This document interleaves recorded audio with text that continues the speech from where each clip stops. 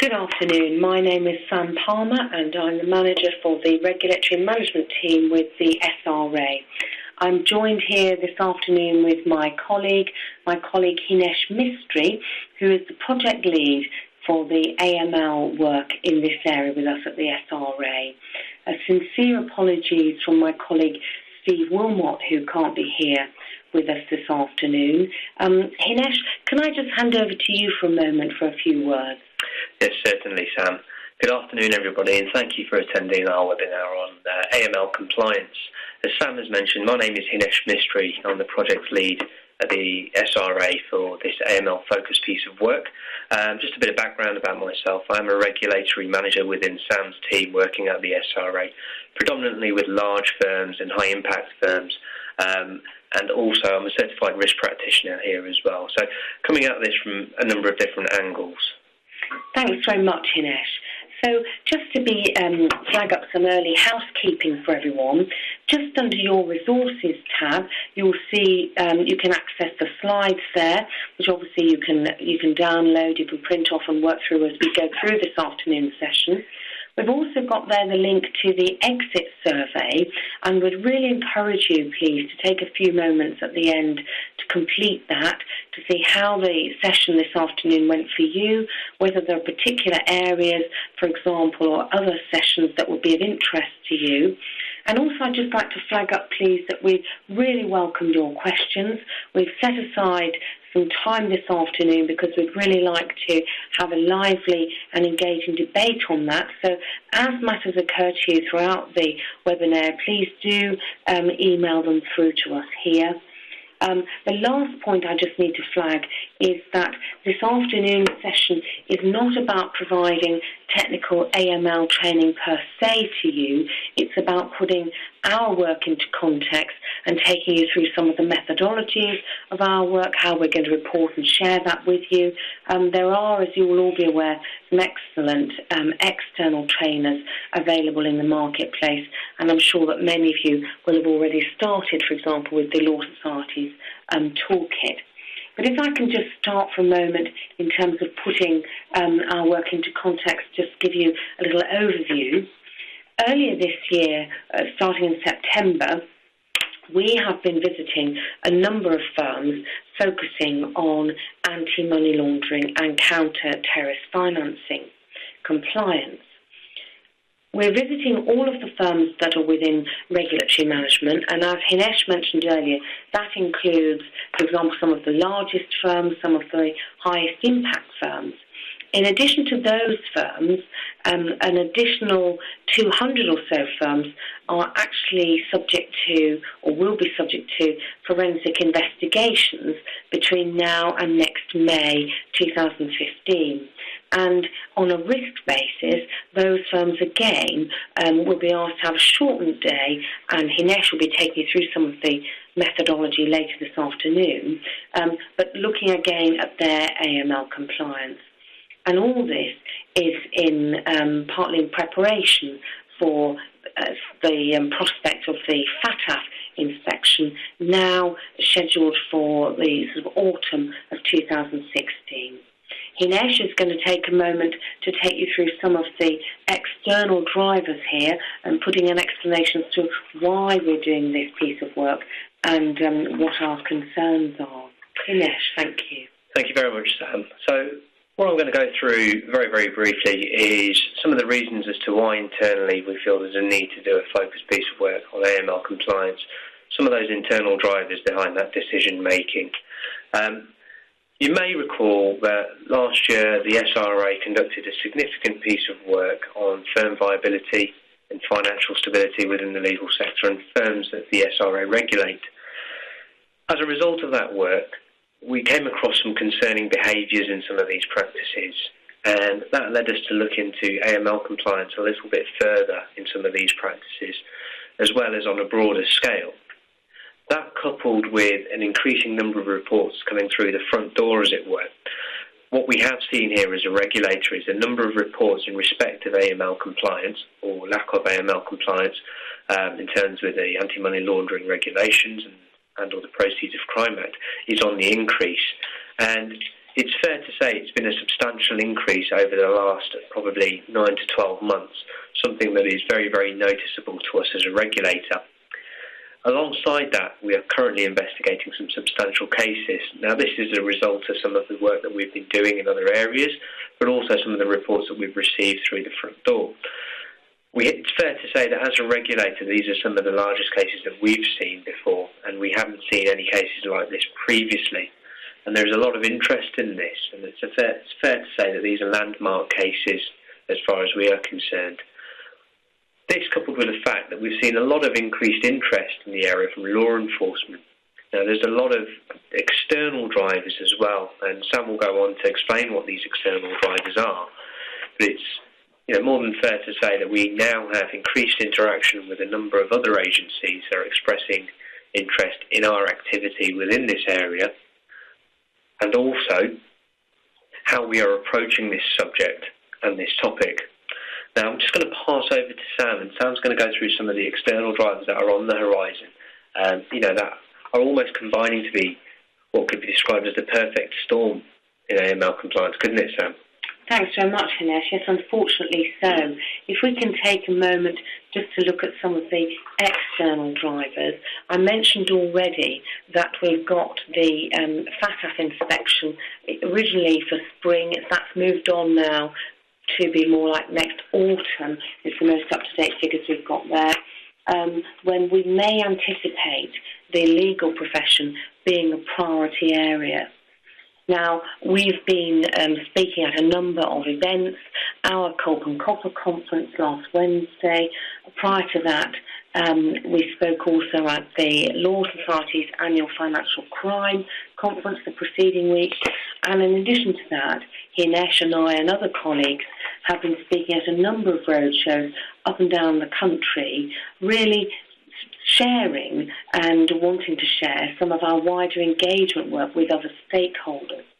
And that is fair to share that we have had information that we may expect that FATF inspection to concentrate on, one, the lending side, so that's the larger financial institutions, who are to some degree better resourced than some of the law firms, but secondly, the legal sector. And clearly the focus there will be on solicitors more than, for example, barristers in terms of holding client monies and being involved in those commercial transactions. So the FATF inspection, the Financial Action Task Force inspection, is expected to take place in the autumn of 2016 with a focus on the legal profession that has been described by external stakeholders to us that the legal profession can expect to be in for a bumpy ride. Now, we will later on this afternoon be taking you through some of the methodology and the reasons behind some of the visits that you'll receive as firms, but we'd like you to think about some of those visits as being, in effect, almost a warm-up lap, because some of you undoubtedly will be interviewed by those FATF inspectors as part of their work. And it's also been shared with us that those interviews will take place, yes, with some of the largest firms, but also some of the medium-sized firms and some of the smallest firms. So they really are looking at that cross-section of the legal profession, and those conversations, those interviews will take place almost at no notice.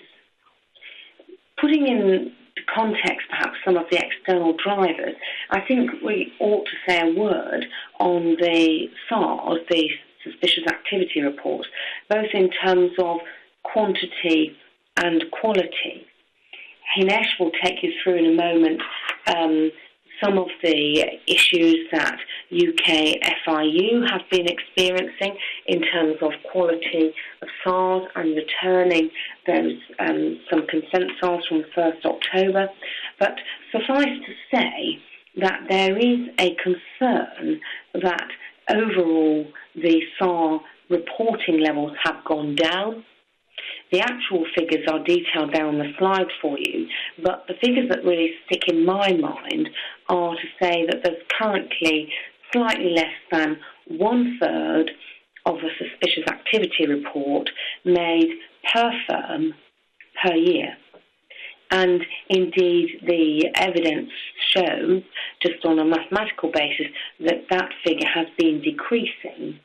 And that figure has been decreasing against the backdrop of other supervisory entities, such as, for example, the money change bureaus, estate agents, financial institutions, so on, SARS levels going up.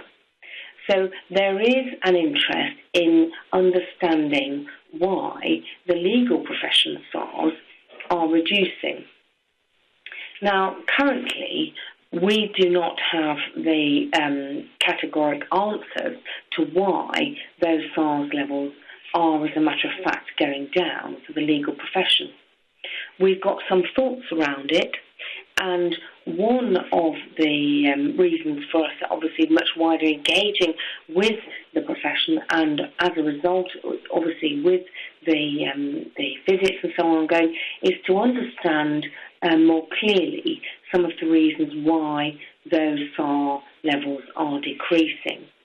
Now, this afternoon, Hinesh and I will be sharing with you some of the early feedback, some of the early themes that have come out from those visits. I mentioned at the outset they've started in September, and to date, between 70 and 80 anti-money laundering visits have taken place already. And we've got some early thoughts for that. One early thought that has been shared as to why those SARS for the legal profession might be going down is because mortgage fraud, which 5 years ago was more of a problem in the legal profession, has decreased. That mortgage fraud necessarily saw an increased level in reporting of SARS, and so with that decline in the mortgage fraud, the SARS necessarily have declined as well. Another reason that's been debated for potentially the reduction in that legal profession submission of SARS is the fact that MLROs have become more experienced, and that whereas before perhaps there was an uncertainty, so if in doubt SAR it may have been a response, now there is a rather more considered response, and SARs are only being made where they need to be made. So these are some early thoughts, and Hinesh and I will share with you some of the wider themes coming out from those early visits. Certainly, you'll be conscious of that early report this year in February that the NCA prepared, which commented on the quality of consent SARS, and particularly the quality of consent SARS from the legal profession. And as I mentioned, Hinesh will pick up specifically in a moment some changes with the UK FIU in terms of returning consent SARS from the 1st of October 2014. So that is literally from the last 8 weeks or so. And the last sort of external driver, which we're really seeing some impetus behind, is the current governmental drive on professional enablers. Now, this is a phrase that has been badged, I think, perhaps unfortunately, but is being used by the law enforcement agencies in terms of professionals that they consider may be either wittingly or unwittingly enabling money laundering to take place. And you'll have all seen that there are figures stated, I don't know how they're calculated, but stated to run in the billions of monies or funds apparently washed through the UK every year. Now I'm going to ask Hinesh to flag up with you in a moment some other factors or other external drivers for to really put our work in this area into context. Thank you very much, Sam. So, Sam mentioned earlier the Financial Action Task Force report of July 2013. You may or may not have read this, but it's something that I would thoroughly recommend. The report focuses on the vulnerability of the legal sector to serious organised crime. And within that report, the Financial Action Task Force detail instances that they have come across, examples, case studies, and also some red flag indicators that are very, very useful. Now, on the back of this report, we can expect that the Financial Action Task Force are going to test some of the information and the theories and the case studies that they have detailed within this report. So it is something that is on our radar, and it's something that we are sharing with the profession, and it's something that actually, in good knowledge of having a member of our team who has led a Financial Action Task Force inspection, is advised us that it is very, very likely that this will be tested. So if you haven't done so already, I do thoroughly recommend reading the Financial Action Task Force report. It is available through their website, and it's a lengthy document but well worth to read. As Sam mentioned earlier, the quality of consent is under serious review. As part of our stakeholder engagement and wider engagement with other enforcement agencies and other regulatory bodies, we do regularly meet with UK FIU and the National Crime Agency. The quality of consent has been a discussion point on a number of occasions, and we are currently in the process of trying to obtain some examples of some of the consents that have been received, or consent suspicious activity reports that have been received by UK FIU, so that we can share these more widely.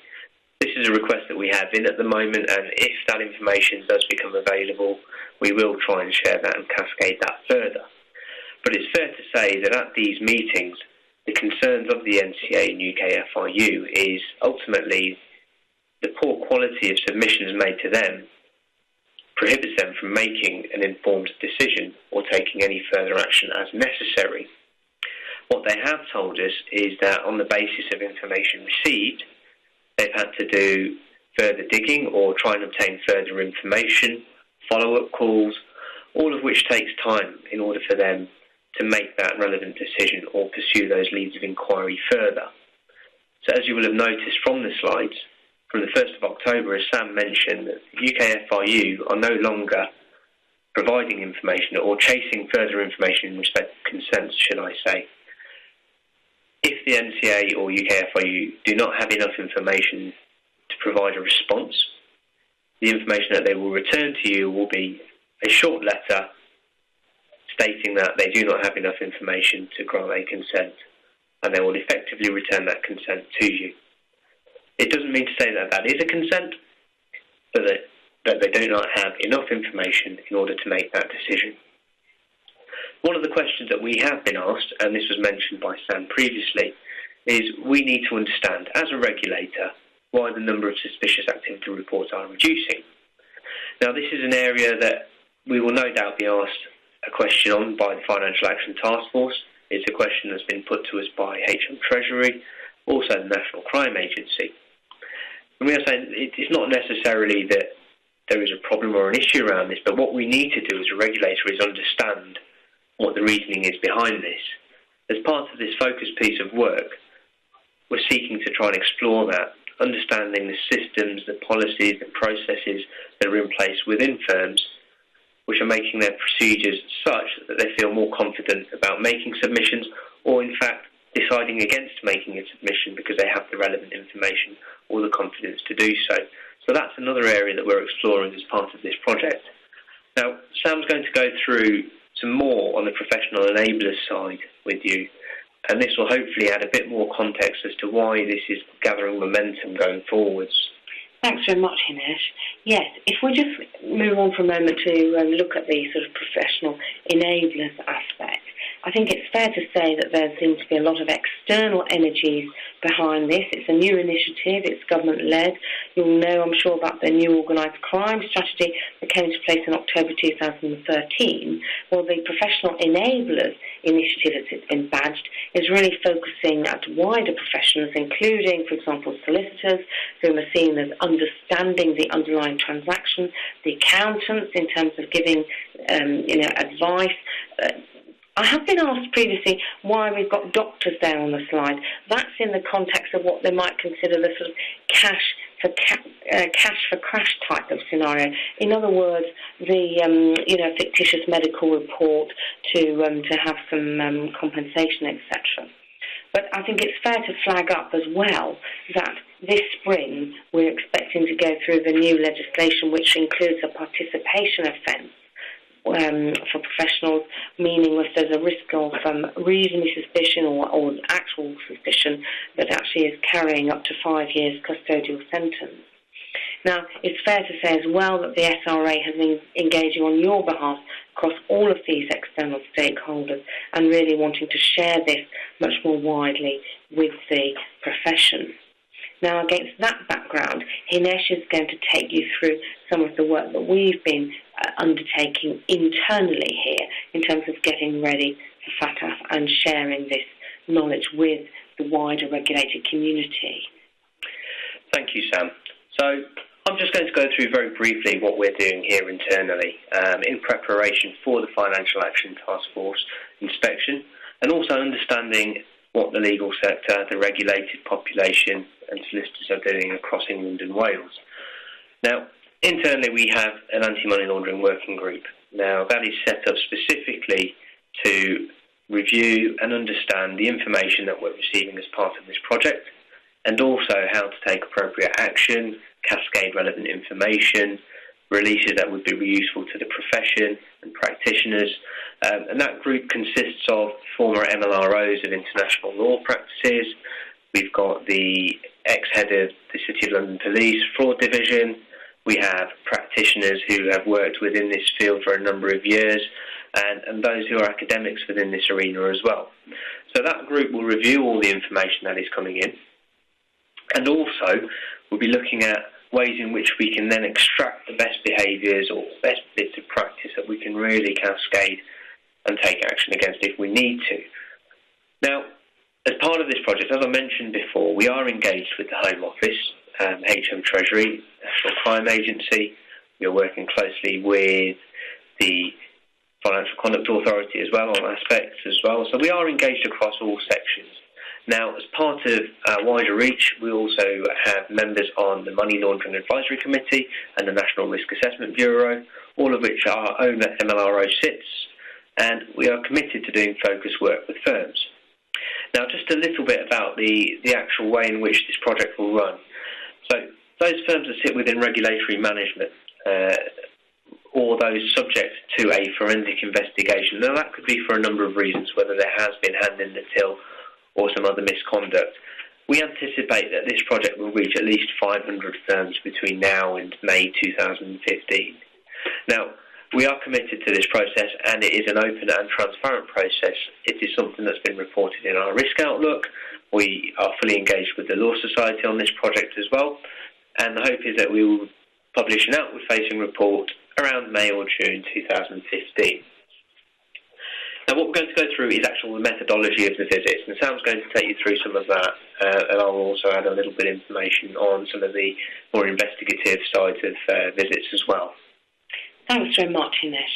Yes, if I could just drill down with you for a moment into some more of the granular detail, and also, I hope, bust some myths or some early feedback that we've been having from some of the earlier roadshows.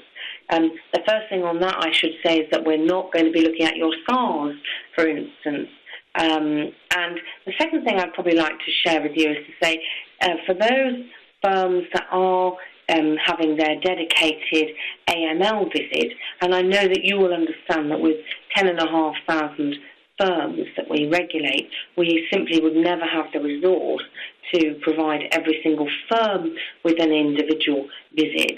But we'd like you to treat it almost as a dummy run, a warm-up lap, however you want to think of it, in case your firm is one of those firms that is selected for the FATF inspection. It's just worth a mention as well that obviously we have no input into that selection, and likewise we won't have any advance warning or notice to be able to share with you, and we are expecting those, as I mentioned earlier, to be at short notice. In terms of sharing the outcomes of these early visits, well, Hinesh and I have taken some time at the end of this morning's or this lunchtime session to go through with you some early themes and outcomes from those 80 or so visits that have already taken place.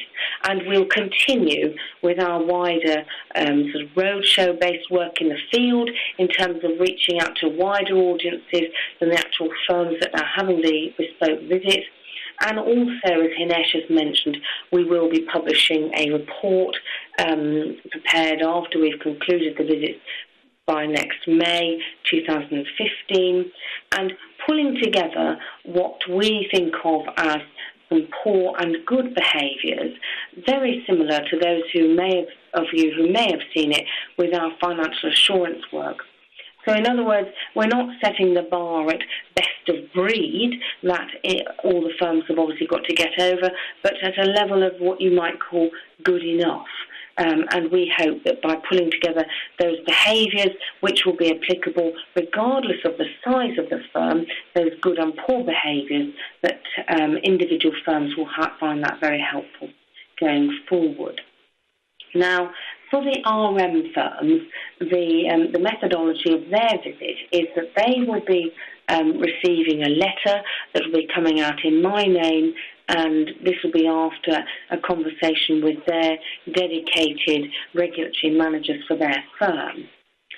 So it's absolutely in advance and on notice, and providing some available dates and so on, so that the meeting is fixed to suit everybody's calendars and so on.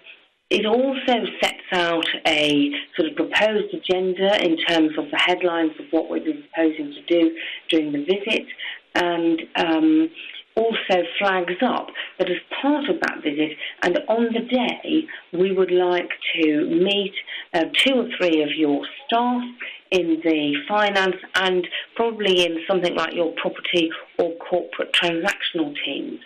I say this because some of the specific feedback we have had in preparation for that FATF inspection is that we may expect it to include a focus, as well as specifically on the legal profession, also to be looking closely at property, as in property real estate transactions, residential property in particular, and also the use of a client account in order to potentially facilitate AML offences or indeed counter-terrorist financing.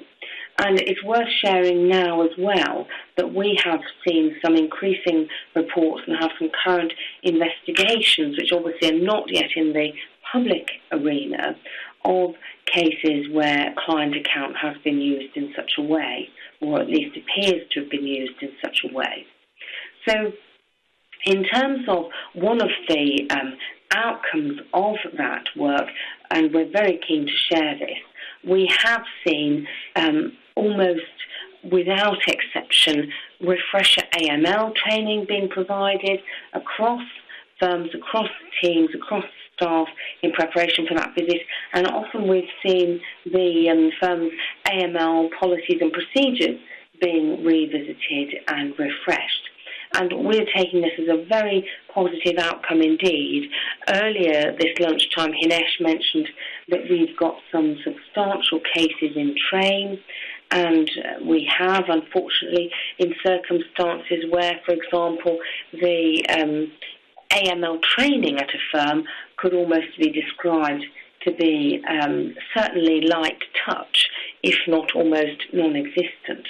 And specifically, we've been very pleased to see that training refreshed. Also, I think it's fair to say, with the timeliness of the money laundering regs 2007 coming into play, and firms' attentions, I think, being distracted on the many other pressures, not least recently coming through a very long recession period, that we'd like to see AML coming further up the firm's agendas. And certainly some of the feedback from the early doors from the senior partners, the MLROs, the compliance teams and so on, has been, it's really added power to their elbow in terms of encouraging that almost zero level exception reporting on the training because of those staff meetings and staff discussions. In terms of what the firms get out of it, the day also includes a open and transparent feedback session. And, for example, one of the things we'd be very keen to share with the senior management of a firm would be if the fee earners and finance teams on the ground were seeing workarounds around what were otherwise very apparently watertight policies and procedures. And I flag that specifically because that is the sort of circumstances that we have seen on occasions in some very serious allegations of AML non-compliance. So the main purpose is to really ensure that firms take this very seriously and to move AML up the agenda in terms of priorities. Now, Hinesh is going to take you through now some of the granular level of those firms that are already subject to an FI investigation and what their AML compliance work will look like. Thank you, Hinesh. Thanks, Sam. So, just to clarify, firms that are subject to what we term as a forensic investigation, this could be, as I mentioned before, for a various number of reasons. It could be serious misconduct. It could be reports that we've received where we have significant or substantial concerns. It could be issues where we have been informed that there is a shortage on client accounts. A whole host of reasons could lead to such investigations. And in order to apply a risk-based approach to our visits and also try and cascade this programme a little further, there will be a bolt-on, an abridged version of an anti-money laundering compliance evaluation conducted by the Forensic Investigation Officer. Now, this will be aligned to the investigation, and it won't be an additional visit or a separate commitment from the firm. At the time that the inspection takes place, the anti-money laundering compliance evaluation will also be conducted. Now, with this method, the evaluation report will again come back to the core team that I mentioned before. Now, a forensic investigation could happen at any type of firm. It could be from the very largest to a recognised sole practitioner firm. There is no firm that is exempt from any such investigation should they be needed.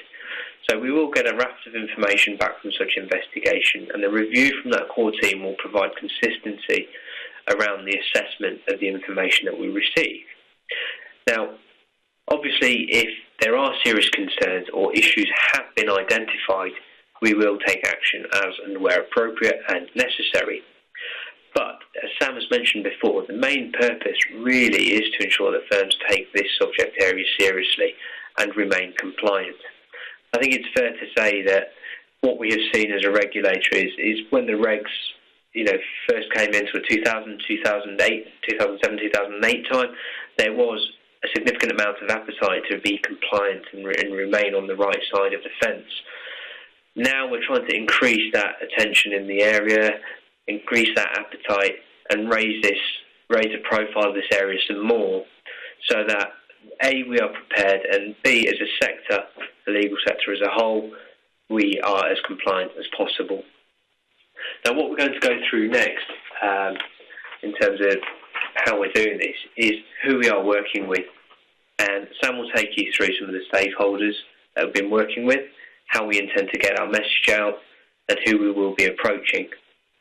Thanks very much, Hinesh. I just wanted to mention one point, actually, in relation to the forensic investigations officers, Hinesh, in terms of those firms that are subject to an FI investigation. To be absolutely clear that we understand that the vast majority of the profession work very hard indeed to absolutely ensure compliancy, but we think it's a very sensible use of our resources on a risk basis. Those firms that are actually subject to an FI investigation, and over a year, history tells us that's about 400 firms that are subject to that. So in this 6-month period, that's why we're sort of anticipating that being badged at about 200 ongoing investigations, that on a risk basis, those firms will also have that look at their AML policies and procedures, Hinesh. So that's really helpful. Thank you for clarifying that. In terms of who we're working with, I just wanted to flag the complete transparency of this work, and also I'm very pleased to share that of those 80 or so visits that have already taken place, the overwhelming response from firms has been to welcome this focus work.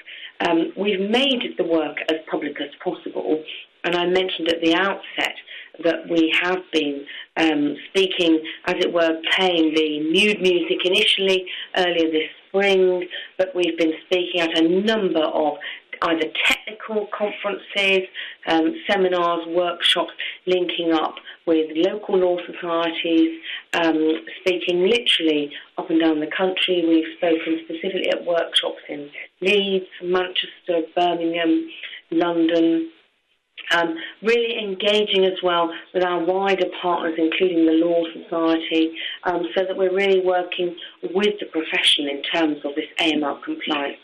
Clearly, there is a vested interest for the whole of the regulated sector for not to have a non-compliance or a low level of compliance from that FATF inspection. And again, we can look forward to updating ongoing at conferences through our website and other road shows prior to, obviously, our final report in this area, what we're seeing on the ground, and really sharing that across the wider profession. Now, one of the pointers that Hinesh is going to be taking you through now will be drilling through what we're actually looking for on the ground, and specifically a word, if I may, about MLROs specifically. You may be aware that, for example, the FCA authorise, in effect, approve appointment of MLROs, and the SRA doesn't. One of the pieces of work that we're hoping to take out, one of the outcomes from this piece of work, will be our understanding of that wider community of MLROs. And this will be against the backdrop as well. I'd like to share with you that another colleague of ours was with a firm a little while ago now, and this may sound an extreme example, but it is really worth sharing that the MLRO, in terms of gravitas, experience and so on, was 18 years old, a son of one of the partners, who didn't want to go to university and couldn't find a job, and this was a 40-odd partner firm. So just to put in context there, another example of an MLRO employed by a firm where we have got some concerns around compliance. For example, is a relatively junior member of staff working part-time with almost no technical training having been undertaken by them. And obviously in those circumstances, you would understand, in reality, probably has a very limited access to the most senior decisions that firm would make, for example, around client intake. But Hinesh, perhaps you would like to take us through some of the specific factors that we're going to be looking for around the MLRO. Certainly, Sam. Thank you very much. So, as Sam's mentioned, first and foremost, who is your MLRO? Is there knowledge within the firm on how to report to the MLRO? Does the MLRO have sufficient knowledge in order to make the decisions required, report where necessary? Those are all aspects that we will consider when we visit, or aspects that we will be looking for. It's fair to say that ourselves and colleagues have been to firms where fee earners at the firm do not know who the MLRO is. They do not know whether the firm have an MLRO or what the MLRO's responsibility is. So one aspect of the visit is to find out actually how accessible is the MLRO. Are staff aware of who that is and how to make reports to them, or where to turn should there be an issue or a concern? So this leads on to another area that we're looking at: our systems, processes, policies, and whether these are in place at firms.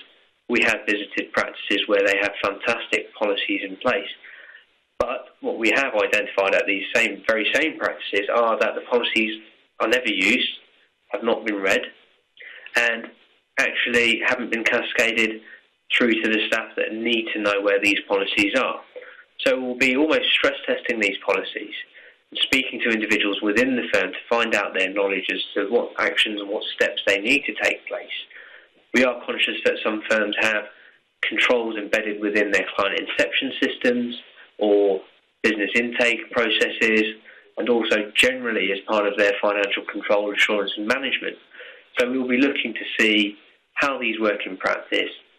Are they successful? Do they provide any information to the firm, to the MLRO, which is then used? Do the firm maintain records of concerns that are raised or lodged, or reports that are made internally, matters that have been escalated? And we'll also explore conversion rates. So, for example, how many reports have been made to a firm's MLRO or deputy? How many of these have then been converted and made to the NCA or UK FIU? And how the firm manage this information. It may be that following on from this information, they can spot trends or identify issues, identify training needs. These are all areas that we will explore on our visit and through our evaluations. One aspect which, as the slide mentioned, is often criticised is, do you ensure good client due diligence or customer due diligence? Is this an area that is focused on? And one aspect that we will consider is, once that due diligence process has been conducted and completed, how often is that revisited? Is the matter or the client then tracked through the process? Do instructions change? Does the profile of a transaction change? How are these changes picked up? How are they monitored? How are they escalated? These are all areas that we will consider and explore more fully on our visits throughout our engagement with firms as well. Touching on the topic that Sam mentioned before, the MLRO's ability to make decisions. Now, this is a key area. We want to understand the demographic of the MLRO, position that they hold within the firm. Do they have the gravitas to make a decision as and when required? Do they have the support of the senior members of the firm? Do they have to report anything to the senior management before a decision is made to report? And how do they go about managing their day-to-day responsibilities? We have seen situations where the MLRO has a whole host of other responsibilities as well, and do they have this, sufficient time in order to conduct their role fully and to the best of their ability? These are all questions that we will seek to explore and ask on the day of our visit. Training is another key area. Sam mentioned before that we would be looking at exception reports to find out where training has taken place or hasn't taken place. Aspects that we've seen in other firms is that we have seen training, but we've also seen individuals who haven't attended refresher training or consistently missed anti-money laundering training, for whatever reason that might be, but we will explore those. If it's the same individuals, we'll be asking questions as to why it's always the same individuals, and whether the firm is satisfied that the training that they provide to their fee earners is sufficient and at the right level for them to conduct their role to the best of their ability, and also escalate concerns and identify those concerns as well. And quite pointedly at the bottom of the slide, the bottom line is personal, criminal and disciplinary responsibility. So what we're going to go through now and to sort of wrap up is, in practice, how this is going to work. And I'm going to pass over to Sam to go through that. Thanks very much, Hinesh. I hope that we'll probably have a conversation at the end of some questions around the MLRO and those specific sort of areas that you've mentioned. In terms of what it's looking like in practice, well, you'll understand that what we're looking for in terms is the risk-based approach, looking at systems and records, looking at those processes on the ground. I mentioned earlier one of the focuses for the FATF inspection is likely to be around, as you'd expect, the sort of high areas of risk, which they have perceived to be property, typically real estate, and also cash. Cash is there on the line, and what it really means is use of a client account, any sort of banking type transactions. And it's worth sharing here that we've seen recently more examples where, for example, a client may send a global figure to a firm connected with a property transaction and actually send more money than is needed. The firm retain the balance after the transaction is completed, and then the client instructions come through, would you mind just paying this there's going to be some renovation works at the property. Would you pay that to the project manager? And so on. Now, clearly all of this then it is using the solicitor's client account in effect as banking facilities for a client. And one of the sort of key indicators is, of course, a client sending either too much money for a transaction or sending it too early. In terms of what's seen as a low-risk areas are seen to be, obviously, there on your screens, the sort of employment, immigration side, wills and probate. The point about it is understanding the risks that your practice faces and mitigating against those risks. So in terms of where we are now, I mentioned earlier that we've to date carried out, since September now starting, perhaps 80 firm visits on the ground. Now, it's fair to say that overall we have seen some very good examples of very good practice indeed around AML. And I mentioned that we were going to be pulling together a set of what we've called core and good behaviours previously around the financial assurance work and mirroring that around AML work, so that we're sharing that with the profession, and these will be behaviours that will be common to firms regardless of their size and scale. Now, it's also fair to say that we've seen one or two isolated examples of some poor behaviours. We've had one firm already, for example, where there was no MLRO at all in place, and indeed, as you would probably imagine to go with that hand in hand, no AML training. But overall, I think as Hinesh has mentioned earlier, we've been very pleased indeed with the level of what we call the exceptions reporting on the training. In other words, it's very clear to us that in direct relation to the impending visit, firms are necessarily encouraging the staff to undergo the refresher AML training, and also the policies and procedures are being updated. I think it's worth sharing that historically I think we've frequently seen on the ground excellent policies and procedures, written policies and procedures for a firm, and where, Hinesh, would you agree there's been perhaps a gap has been with what's then actually happened on the ground? Yes. And as part of that work, that is why we're very keen to speak to 2 or 3 members of staff, as I mentioned, from the fee earning side, somebody perhaps in property, particularly depending on your practice areas and specialisms, residential property, or depending again on your practice areas and client-based types, it might be more the corporate transactional, particularly if there's an international flavour to the practice. But speaking to the fee earners on the ground, together with 2 or 3 members from the finance team, has enabled us to understand if there are workarounds and get-arounds, and then obviously share that back as our feedback session.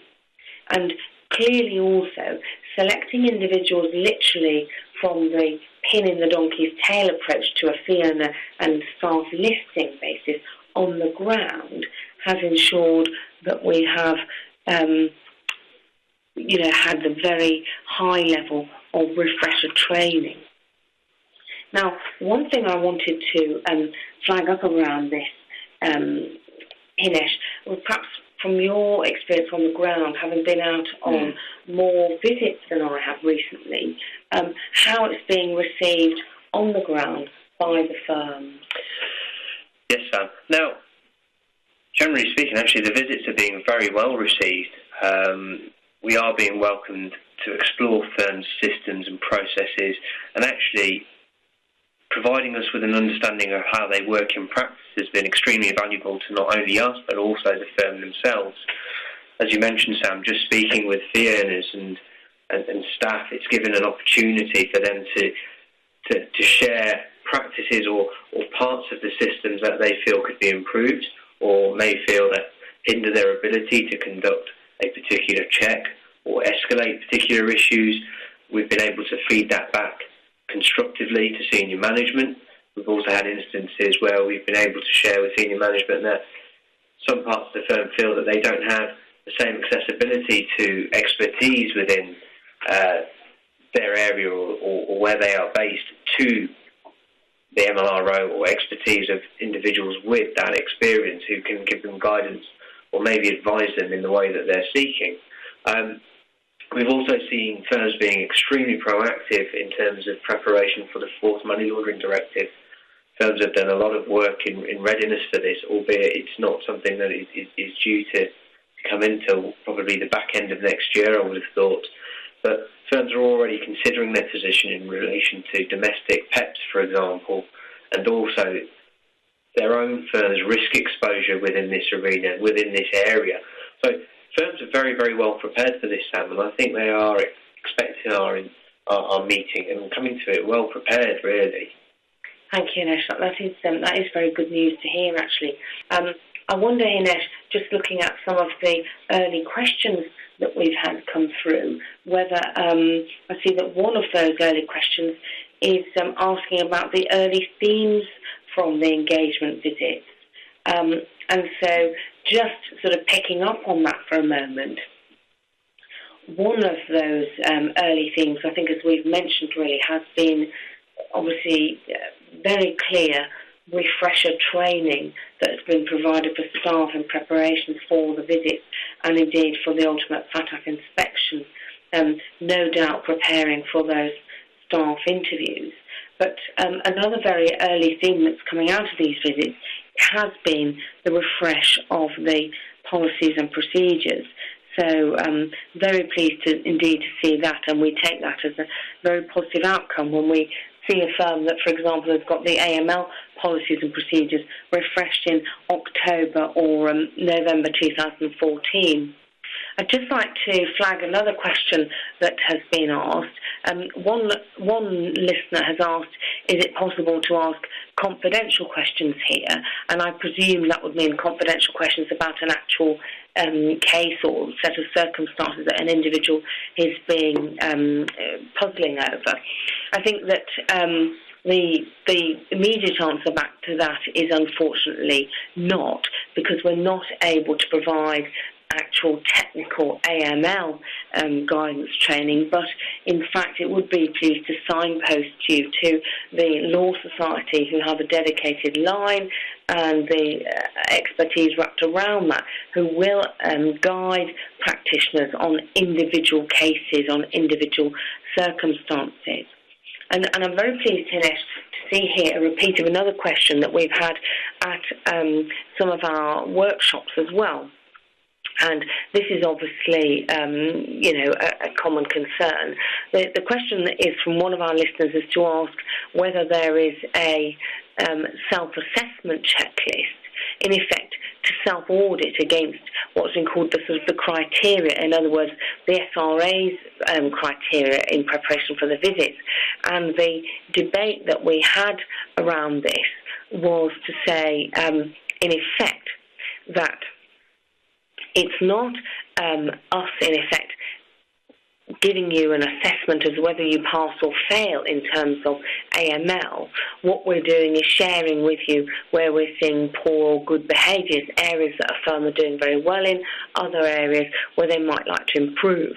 And so there isn't, in that respect, been a checklist or a sort of test, in other words, a score sheet for you to pass or fail against. So in that respect, I think, it's fair to say that there is a proposed agenda with the sort of subject areas that we're very happy to share widely, but there isn't, a self-assessment checklist as such. I think just piggybacking off the back of that question, Sam, I think, one way in which a firm may be able to self-assess, as a starting point would be maybe to consider their exposure within this arena, consider the practice areas that they're in, and then look to their policies and procedures and just ask the question, are these adequate for the types of work that we are doing, or is the awareness within the firm at a sufficient level that you would feel confident that matters would be escalated or raised? Yes, absolutely. Absolutely, Ines. Thank you very much for that. Another question we've been asked is whether we provide, obviously, bespoke AML training to individual firms.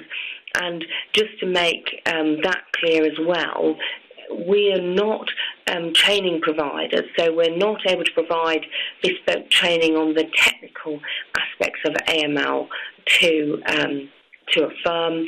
But I think, as I mentioned at the outset, there are some excellent external, and indeed internal, of course, but external training providers in this area. And I'm sure that many of you will find as an excellent starting point the Law Society's toolkit in this regard. But we're aware through our work in this area that there are many excellent external trainers operating in this area and providing that bespoke training. Another question that I just want to flag up, a housekeeping matter that's come through, is to ask for a copy of the slides. And I just wanted to flag that if you see your resources tab on your screens, you can access the slides there. Obviously, download them, print them, and share them more widely with your firms and so on. But another technical question that's come through more around the process is to ask from a licensed conveyancer whether FATF inspection will also include licensed conveyancing firms as well as solicitors. And I think clearly in this case the answer is that we may well expect it will, and that's in circumstances where the focus of the FATF inspection is anticipated to be around the legal profession. And obviously that will include the licensed conveyancers as well as the solicitors, as well indeed as other providing those legal services. So we expect that it will. Just to flag as well that in terms of the FATF inspection, it's been very clear guidance provided to us by HM Treasury that the focus is twofold: the financial institutions and also the legal sector. So it is against that background that we are obviously, undertaking this focused piece of work now. Hinesh, did you just want to pick up the point on the housekeeping point on the CPD? Yes, I do believe we can get that information sent directly to you with your email address. So that's something that we will follow up on and make confirmation of, certainly. Thanks very much. I can see actually another question that's come in, Hinesh, is to ask from one listener, will the SRA be reporting their findings in this regard?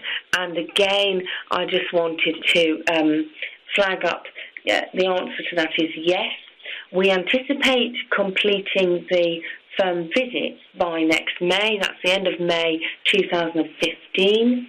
We won't be waiting until then to share the early themes and so on as those visits go, and we will be sharing those as we go, both on our website and via conferences, workshops and events and so on.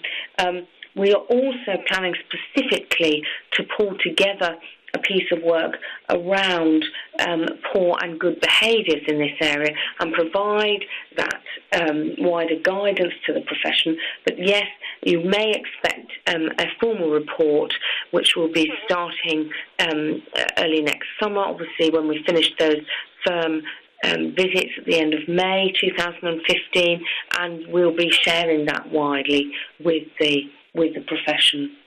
I think, Hinesh, on the timing, we've probably just got time for one last question.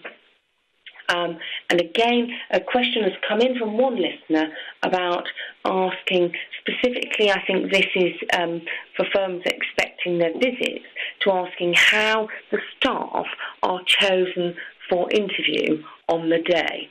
And Hinesh, would you like to just talk through our methodology in that regard? Certainly, Sam. Thank you very much.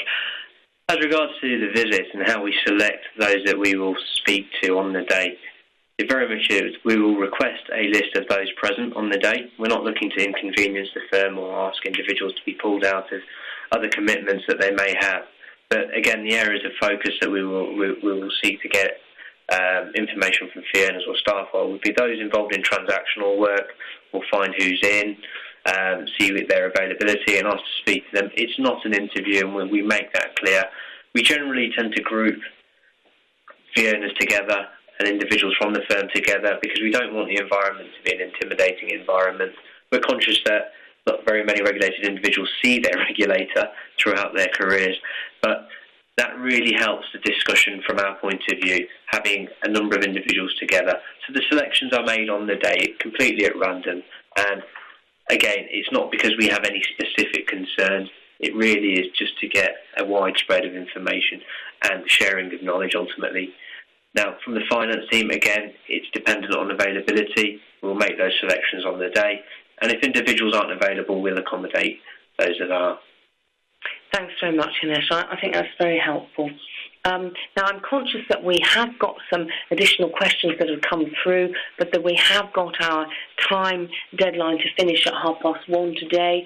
So going forward, what Hinesh and I will do is prepare a set of Q&As to cover those additional questions, and that will be available to the delegates dialing into this afternoon's session.